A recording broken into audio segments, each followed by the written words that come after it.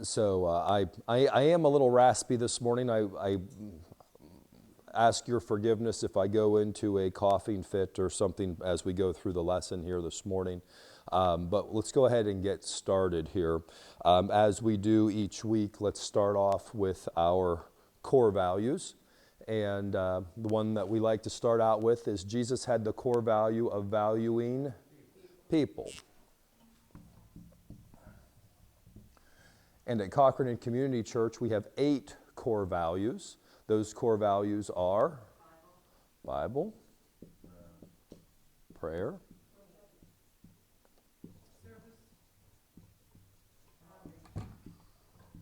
service, outreach. You're being kind to me today. You're not burying me. What else? What else we got? Community. Stewardship. Relevancy. And within this group, we have 2 values, and they are timeliness and growth. Now, just to give you the heads up here, I put it up here on the board now, just so you know. This is what I look to be covering in the coming weeks, sort of the preview of coming attractions or distractions, however you want to look at it. But working on a lesson on flow, which I think you will find very interesting. Looking at a lesson on the unity of community, and then also looking at a lesson on significance. Those are things that we have going. Now, over the last 2 weeks, and I'm just looking for a little bit of feedback here. I do not have a reading plan for this week. The last 2 weeks I had reading plans. Is that something that you like, something that you don't like? It's one thing, thumbs up, okay. So, all right, if that's something that helps sort of anchor and build on the lesson throughout the week, I was thinking that may be a reasonable next step. So, but wanted to make sure that it's something that you're getting some value out of, or you may have other studies that you're involved with, that this is just one more thing that you don't need piled on. Today, I was looking at doing a lesson that I had titled Worth and Worship. Okay, and I would tell you that I was expecting the lesson to come together much more easily than what it did. As I was sharing before, traveling this week, a lot of hours windshield time this week. So I had a lot of good thoughts. Getting all those thoughts to sort of blend together. I don't know if for those of you that have had any amount of windshield time, there's a lot of times you get some really good ideas. The trouble is you have to remember those good ideas when you get back and be able to knit them together in such a way to make it work. But I was looking at those 2 topics, worth and worship, because there is an obvious connection between the 2. There is some linkage between worth and worship that we need to understand, and I think that as you get a better understanding of that linkage between the 2, it will be much more meaningful to you. So I'll just ask in advance that you forgive my raspy voice. If you're going to have a hard time hearing me, I want to encourage you to take a couple of steps forward. We got plenty of seats up front. I may have a coughing fit or something as I have to clear my throat at some point as we go through the lesson here today.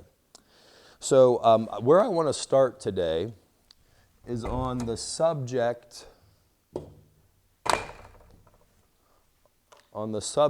of worth.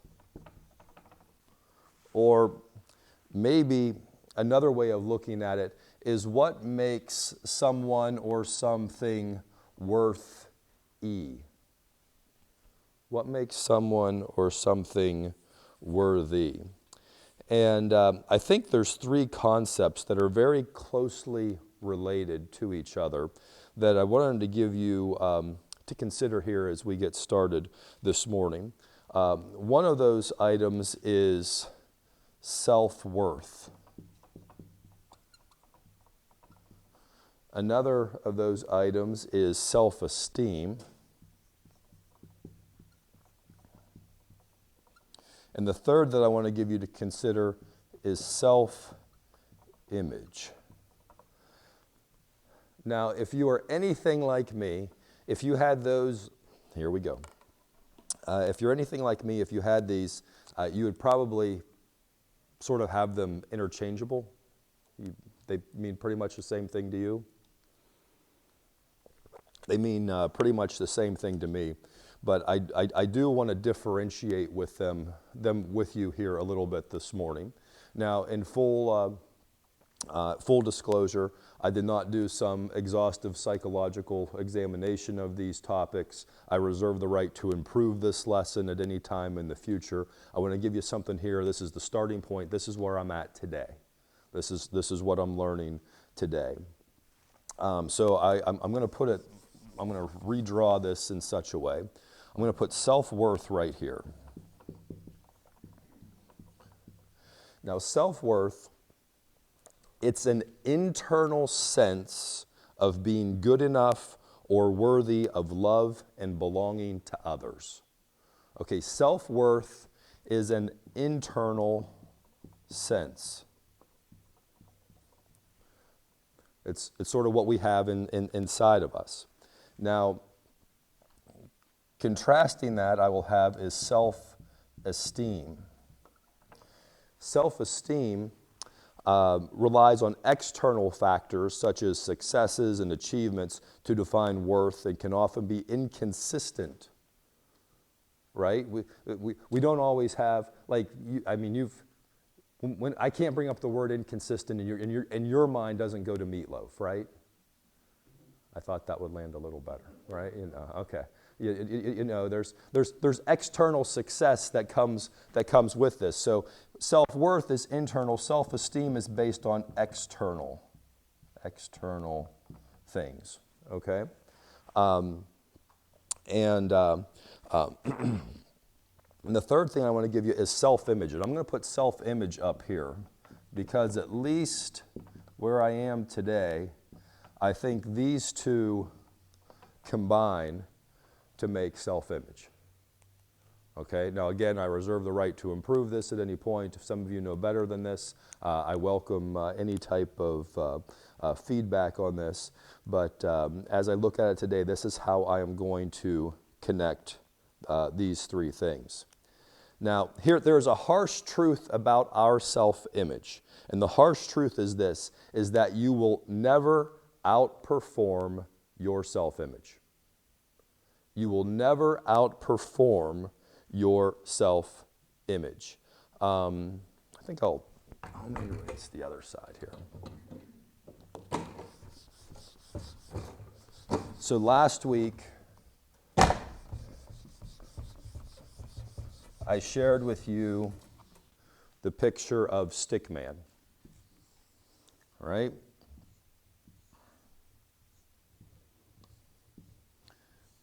And we talked about how you have a conscious brain and you have an unconscious brain. Okay? Now, what I want you to understand is this. Your self-image lives here in your unconscious brain. That means your self-worth and your self-esteem live here as well. It's sort of in our programming, as we talked about before. And what I want you to understand with this is that this is where our deepest beliefs reside. This is, and I would liken it to this. It's very much like a thermostat. It's very much like a thermostat.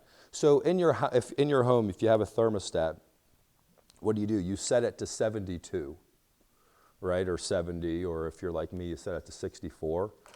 Some of us are a little on the cheap side, right? But you set it to something, and what happens? If the temperature gets too low, what happens? The heat kicks on, right? And it warms it up, and it keeps you right there about whatever that number is.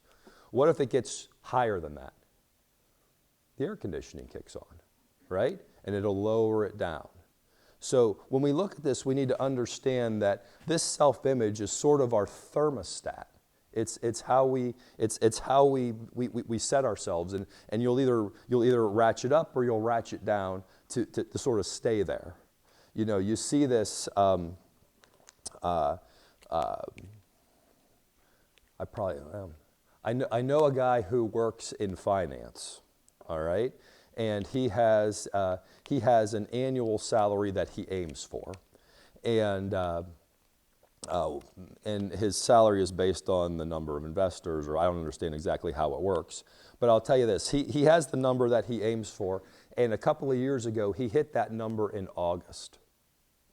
He hit that number in August, and then what he did through the rest of the year was nothing. That's what he was programmed for. He hit that and he turned off, right? The heat kicks on, it warms you up to a certain level, and then what happens? It kicks off. That's how it works. It's like a thermostat, and I would suggest to you that our self-image is very much a setting like a thermostat. And again, it's connected to our self-worth, it's connected to our self-esteem. So if we want things to change, if we want to have different actions and different results, this needs to change. This needs to change, and we can change this by increasing our self-worth, increasing our self-esteem, and when that happens, it will increase our self-image.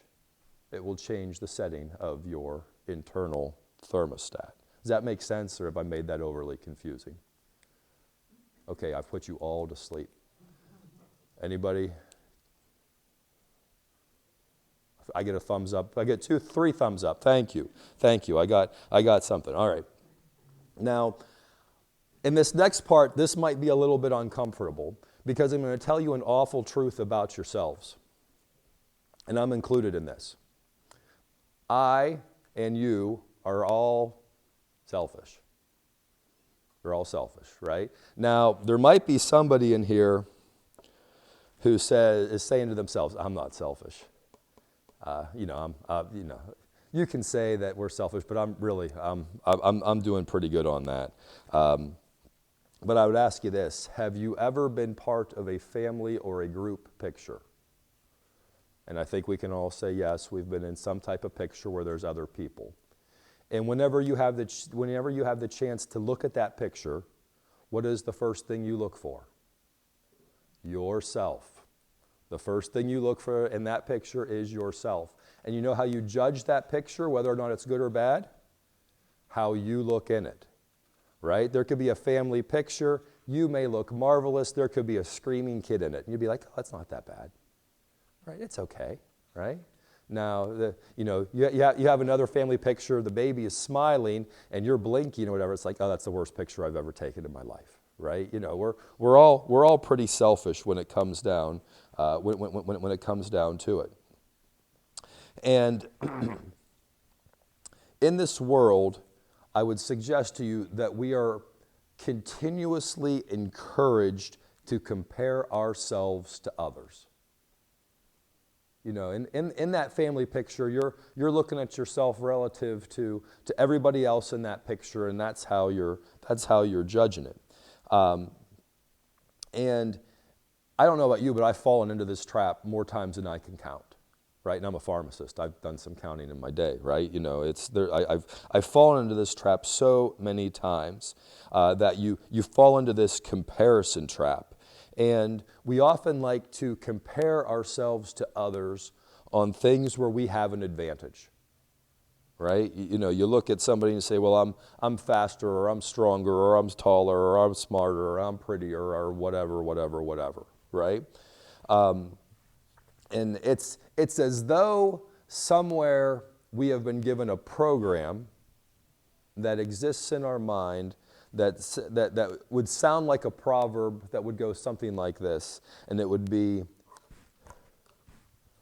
"Comparison is the beginning of joy. Right? That's a program that I had. Comparison is the beginning of joy. I could say, well, I may not be having a very good day, but look at Bob, right? Surely I'm having a much better day than Bob, right? Now that's hard to do because Bob has a lot of good days. You know, what happens when we start to do this, when we fall into this comparison trap, is we quickly find somebody else who is taller, or we quickly find somebody else who is smarter or faster or stronger or prettier or whatever else. And we find ourselves discouraged in that environment. And the truth is that comparison is not the beginning of joy. No. Comparison is the thief of joy. Comparison is the thief of joy. Now, in August, I attended the Global Leadership Summit, and one of the topics at the summit was about worthiness and self-doubt. You know, now, just by show of hands, is this a relevant topic to anybody? Anybody else struggle with worthiness? Anybody struggle with self-doubt?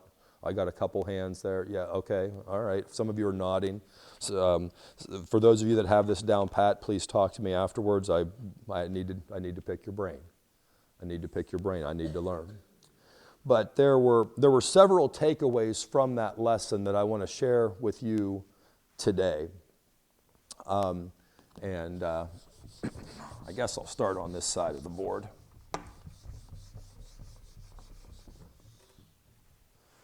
The first lesson that I would give you is this. God made you to be the first you, not the second someone else.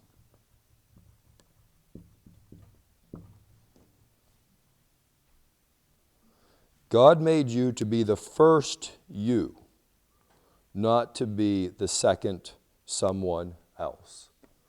Now, I had the privilege of spending some time in the car with my son yesterday, and one of the things that we like to talk about is sports. He's studying sports and media communication at school. He's learning some different things, and he gets fired up about some of the things that are going on. But in the sports world, isn't it so easy to try to compare? It's like instant television. Who's better this year, this team or that team? Who's better all time, this player or that player, right? You know, it like consumes people. Like people get angry about this. Right? Which Steelers football team was the best? Which Browns team was the best? Which Bills team was the best? Right? You know, people get fired up about these things. But I want you to remember this: God did not make anybody to be the second anybody else. He made you to be the first you, and I hope you take that as encouragement today. You're the first one that's doing this, and it may be rough. But I want you to know that that's what God did. There's been no point, as far as I can tell. I don't have a scripture reference for this, but there has been no point that God has looked down and said, you know what this world really needs? It needs another Apostle Peter. Just one. Just one. He has not looked down and said, you know what? This world would really benefit if I sent another Apostle Paul. No. He hasn't done that. He created each of us to be the first us. And I think that's really an important thing to keep in mind. Number 2, God intentionally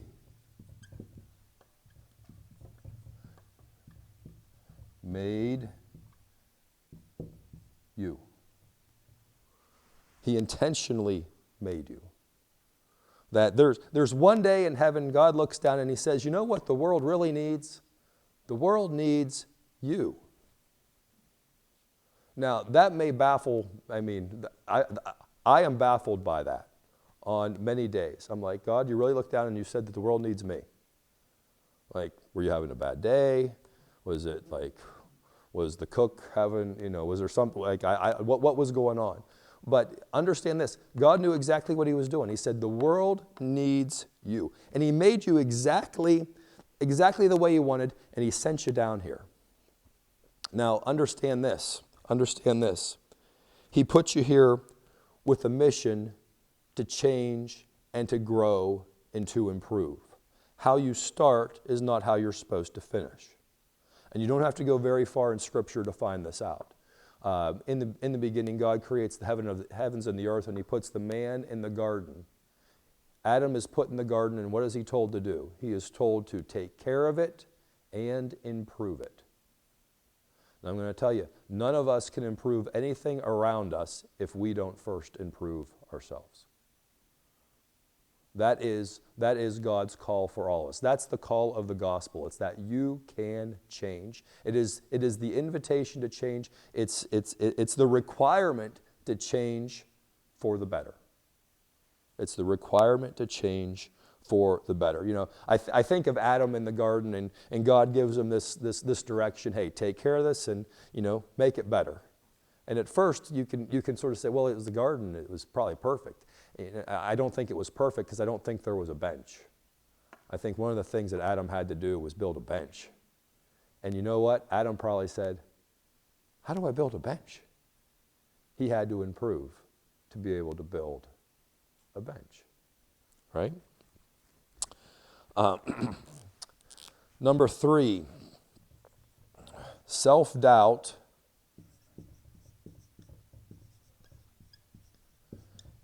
is when we value our voice or the negative voices around us. I'm not writing that on here. I'm not that good. But our voice we give over God's voice or his promises. Right? We have self-doubt. We deal with self-doubt when we start listening to the negative things around us and we are not listening to the things that God has told us about ourselves. For those of you that missed last week when we talked about words to live by, I would encourage you to go back and check that out. There are a lot of things that exist out there. There's a lot of promises that God has given us that we don't even know. You got to review those. You got to be building those into your unconscious brain, right? That's where it is. Number 4, I think I already let this one out. You never outperform your self-image.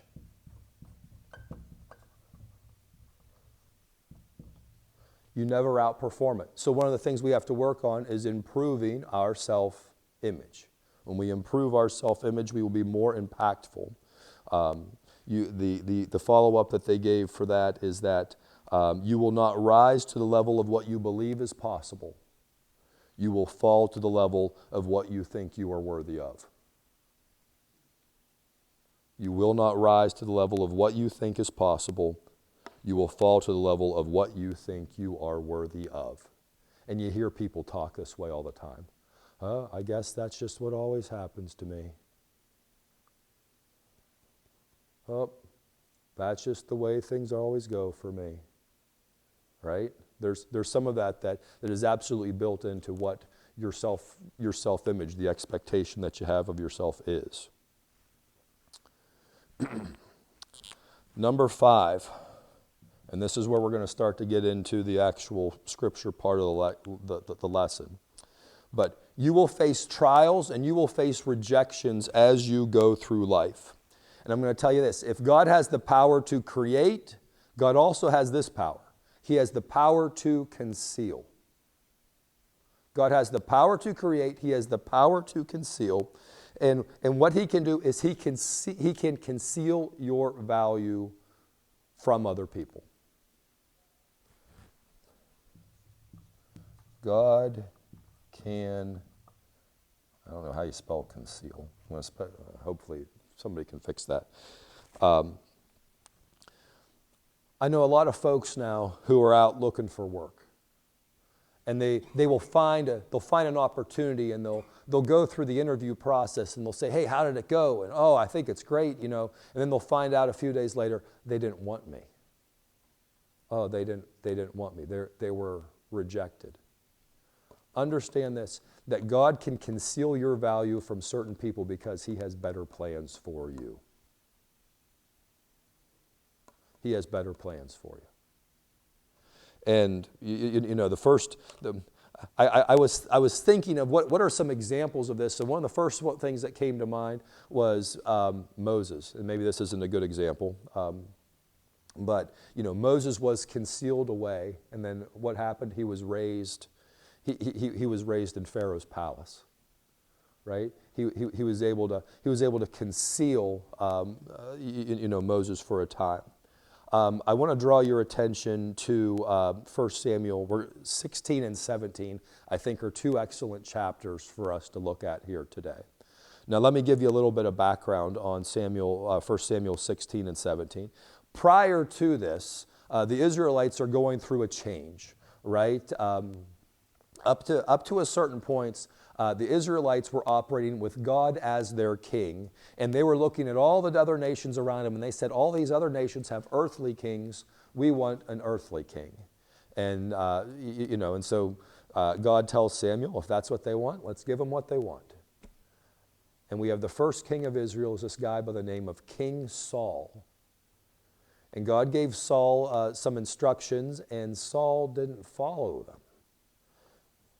So what God did is He said, well, Saul, you and your family are no longer going to be king. I'm going to select a new king to be able to lead Israel.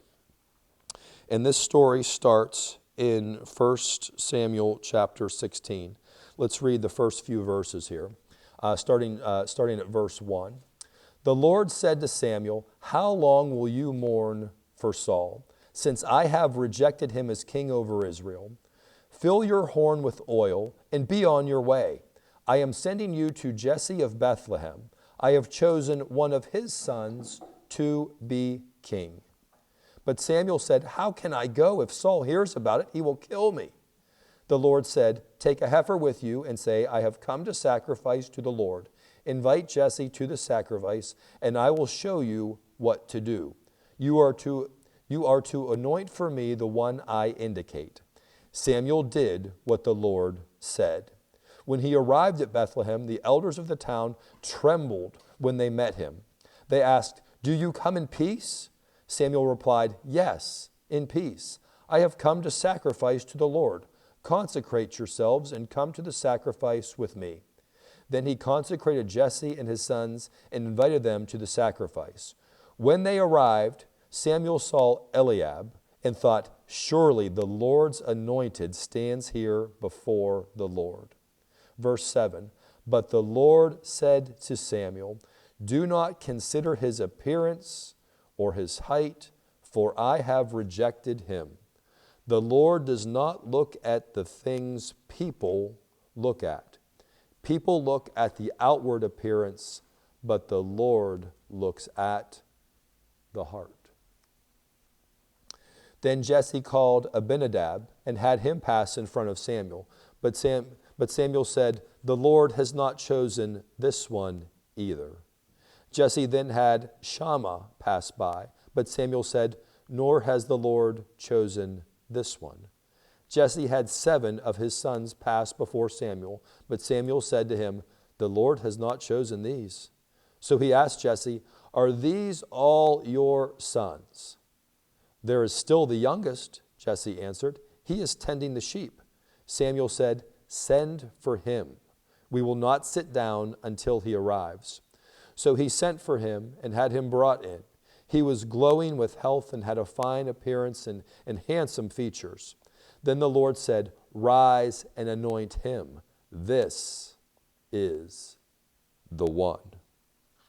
This is the one. So David is anointed as king. And I want you to, don't miss this. David's dad didn't even see the value in David in this story. He brought all of his other sons. Oh, surely, Samuel, you're looking for this one. You're looking for this one. Nope, this one. Nope, this one. 7 times. 7 times. David's value was hidden from his own father. But for those of you that like to underline verses, I would encourage you to underline verse 7. But the Lord said to Samuel, do not consider his appearance or his height, for I have rejected him. And this is the key part. The Lord does not look at the things that people look at. People look at the outward appearance, but the Lord looks at the heart. The Lord looks at the heart. Now, so David is anointed and he will one day be king. What do you think that did for his self-esteem? What do you think that did for his self-worth? What do you think his self-image became? You think that'd be a shot in the arm? I would suggest that it is. And if you turn to 1 Samuel chapter 17, you will come across a very common story. You've probably heard this story a number of times. David and Goliath, right? Now in this story, David is still a boy, right? His brothers are all off at the war. There's this standoff with the Philistine army. And David is sent one day to check on his brothers. And, and what do we see? Let's pick up in... Let's pick up 1 Samuel 17. Let's pick up at verse 10. Then the Philistine, Goliath, said, this day I defy the armies of Israel. Give me a man and let us fight each other. On hearing the Philistines' words, Saul and all the Israelites were dismayed and terrified.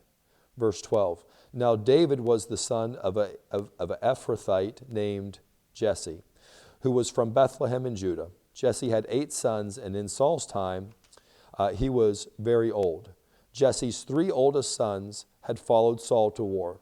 The firstborn was Eliab, the second was Abinadab, and the third was Shammah. David was the youngest. The 3 oldest followed Saul, but David went back and forth from Saul to tend his father's sheep at Bethlehem. As you follow through the story, David's there and he witnesses the taunting of Goliath. And David is in disbelief. He's like, how can this guy go on? How can this guy go on taunting the armies of Israel? And he goes to his brothers and he says, why are we putting up with this? Why are we putting up with this? And his brothers try to discourage him. They try to discourage him. And so he goes to somebody else. And he says, why are we putting up with this? And they just say, hey, just know your role. Just step off. Just step off. Well, word gets to Saul. Word gets to Saul that David thinks that this is a fight that we should fight. And so Saul finally says, well, go ahead, fight him. And he goes out and he fells the giant, right? That's what happens. Even David's brothers, after he's anointed, they don't see his value, right? God can conceal our value from other people at appropriate times so that his purpose can be done. And I think there's a number of other examples through Scripture. We're getting short on time here, so I'll just throw a couple of these. I'll throw a couple of these out for you to consider. The first I would give you would be Joseph and his brothers. You know, the story of Joseph and his coat of many colors, and he goes out and he tells all of his brothers all the wonderful dreams that he's having, and his brothers get mad. They don't see the value in him. And what do? They beat him up, they throw him in a pit, and they sell him into slavery. Years later, they would be reunited, and Joseph reminds them, what you intended for evil, God intended for good. Right? There's times when the value is concealed. Luke 19 is the story of Zacchaeus, right? The tax collector. You know, he so wanted to see Jesus, and he climbs up the tree to be able to see him. And Jesus goes to his house, and there's some people that in disbelief, what is Jesus doing going to a tax collector's house? They didn't see the value in Zacchaeus. John chapter 8 is the story of the Pharisees bringing the woman caught in adultery to Jesus. What do we do here, Jesus? They're trying to trap him. We don't put much value on this woman. Jesus values everybody. They didn't see the value, right? That's where they were. I'll ask you to turn with me for this one, Matthew chapter 19.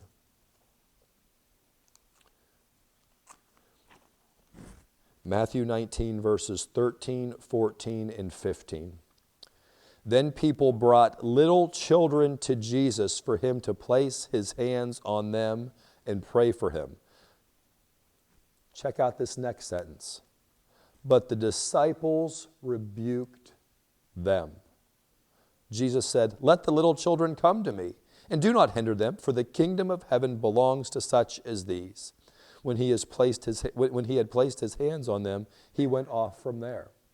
I want you to understand this. The disciples traveled all over the place with Jesus. They have seen him do all sorts of miraculous things. And whenever the little children were coming, you know what they didn't see in those little kids? Value. They didn't. There's times that things are concealed from us because there's a lesson that we need to learn. There is a lesson that we need to learn. Now, this is a topic that really hit home for me. And I for those of you that have been with me a long time, you've probably heard at least a version of this story.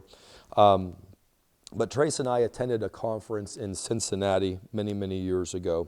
And one of the last sessions of that conference had a schoolmaster from Newark, New Jersey. And he shared all sorts of things, but one of which is that every day before they start the day, they bring all of the school together in the gym. And they go through morning announcements, and they go through an affirmation.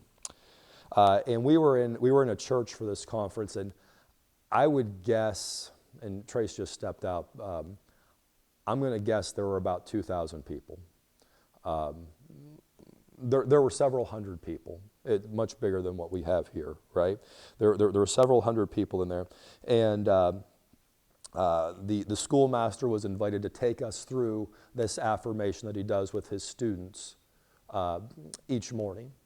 And so with the hundreds of people there, we turned to each other and he took us through this affirmation.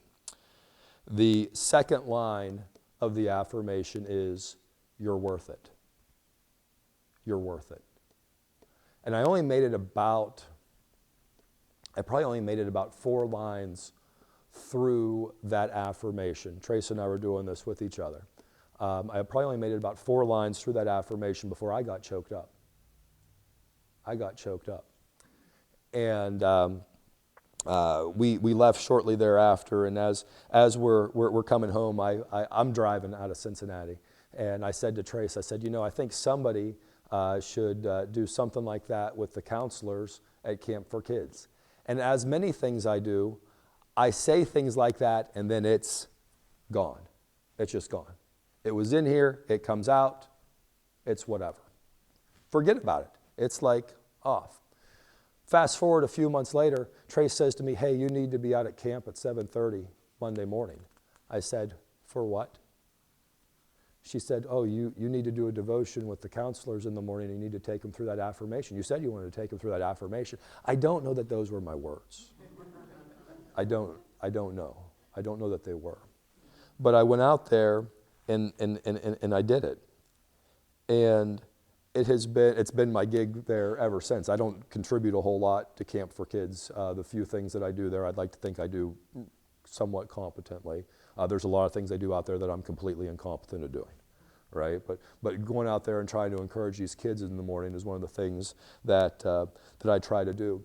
And I'll tell you, one of the things that really touched my heart was there was the invitation to be baptized, and I had a little girl come up to me and she said, "Nobody's ever told me I was worth it."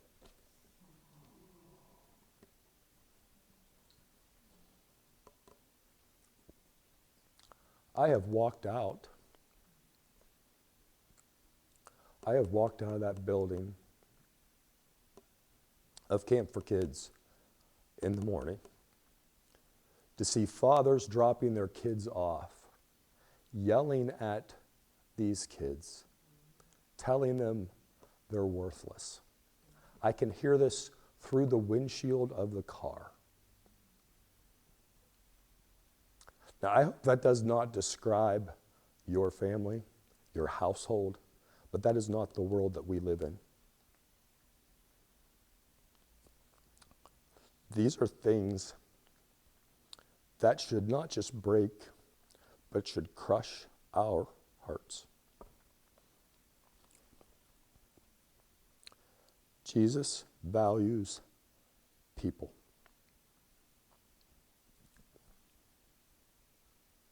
And people need to hear that.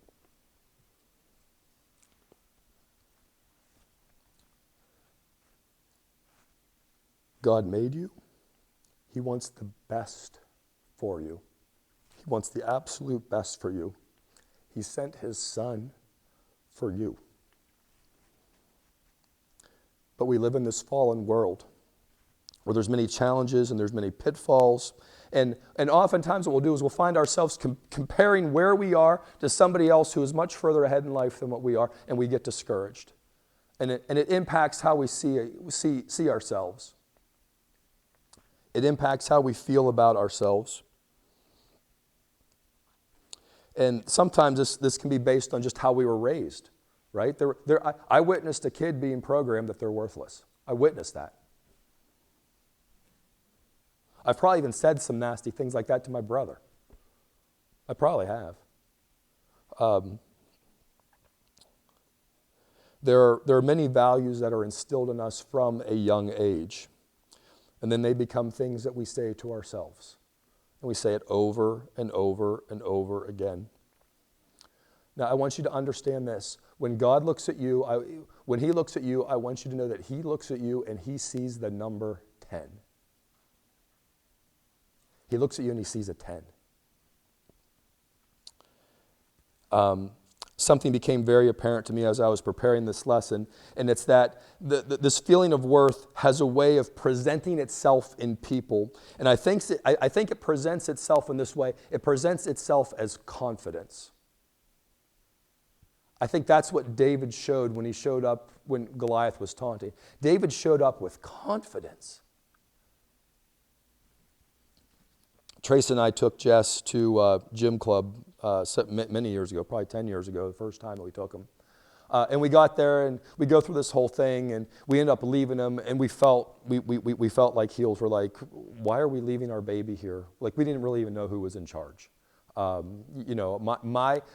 experience with the gym club could be summed up with what we see here on a Sunday morning every year or so, every other year, however often it is. That was my experience with gym club. And now we took our son there, we drop him off, and we're driving home, and we're like, oh my goodness, is he going to survive this?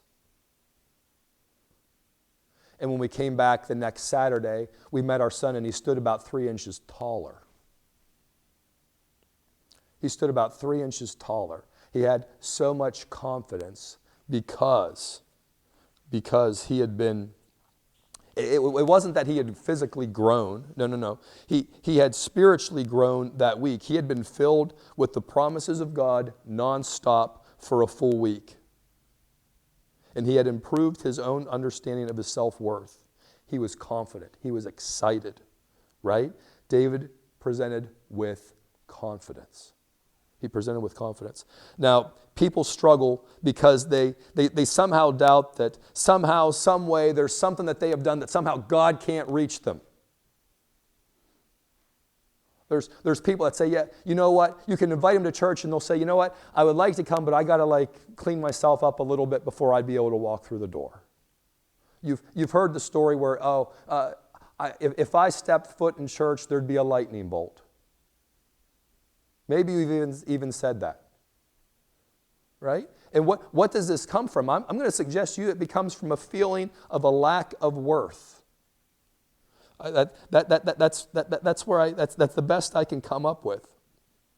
That this type of stinking thinking prevents too many people from completely surrendering to Jesus.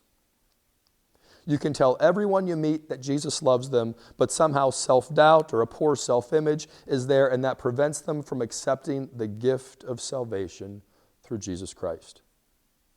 Surely there is something that they must do that would get them to some appropriate, competent level to be able to step foot in church and be accepted, right? There's people that have that. Now, Of course there isn't.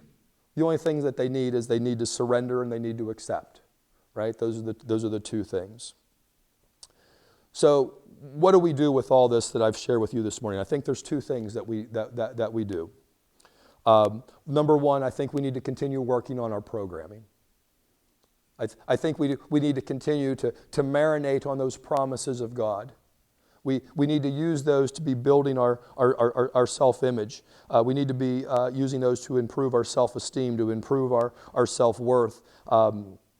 We need to be installing the programming of God's promises.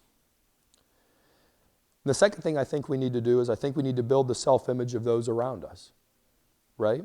We need to show them that they are indeed worth it. Now, I just as an aside here, I actually have the audio recording of that affirmation that Trace and I did in Cincinnati all those years ago. If you have an iPhone and you want a copy of that, just come see me after class. I'll give you I can airdrop it. I don't know how you do that with other phones, but I'm more than happy to give that to you so you can listen to it, right? Because I'm going to hazard a guess in a room this size, somebody here needs to hear those words that you're worth it, and you are. You're absolutely worth it. Now, how are we going to do this? How are we going to work on our programming? How are we going to work on building other people up? This is the application that I would give you today. I want you to recognize that everyone you meet, no exception, everyone you meet, I want you to, you need to understand, you need to look at him as God looks at him and see him as a 10. When you look at him, I want you to see somebody that God looks at and says, perfect. Just what I wanted. This is just how I made you. You may not be where you're going to end up, but love them like that.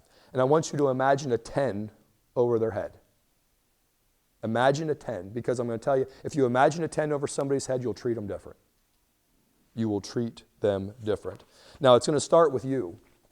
It's going to start with you. When you get home, you need to put a 10 on your bathroom mirror and have it be right about head high, so when you go in and you brush your teeth, you can be brushing your teeth, and if you're like me, you got toothpaste dripping out of your mouth, and whenever you look at it, you're still going to see a 10, even when there's toothpaste dripping out of your mouth. You're all like perfect toothbrushers, right? Like that doesn't happen to you, right? You need to look at it this way, right? You want to have a 10 right there about forehead level. Use a dry erase marker, use a Post-it note, do something, but put something up there to remind yourself, to be thinking of yourself that way. You need to think of yourself that way. And next, I want you to imagine a 10 on the forehead of every person you meet. And it starts when you start walking out of here. When we dismiss everybody that you come in contact with, I want you to see them as a 10. Because here's the secret. It's there. There's a 10 in everyone you meet.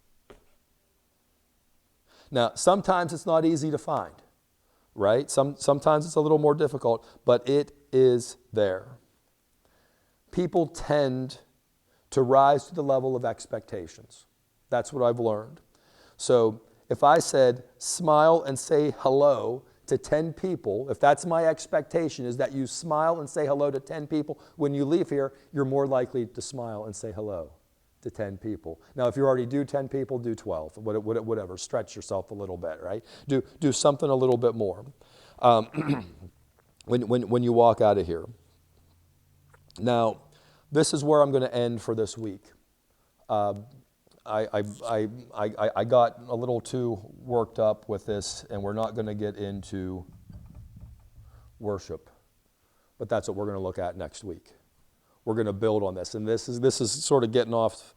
I don't want to make these all like linked together, but I'll do my best to honor you for being here this week and build on it next week, but have next week be a standalone lesson as well. But we are going to look at worship, because there is absolutely a relationship that exists between worth and worship. And we'll cover that next week. So for now, I will leave you with the challenge, ACT, right? What action will you take? What change will you make? And is there something that you learned today that you can teach to somebody else for your sake and theirs.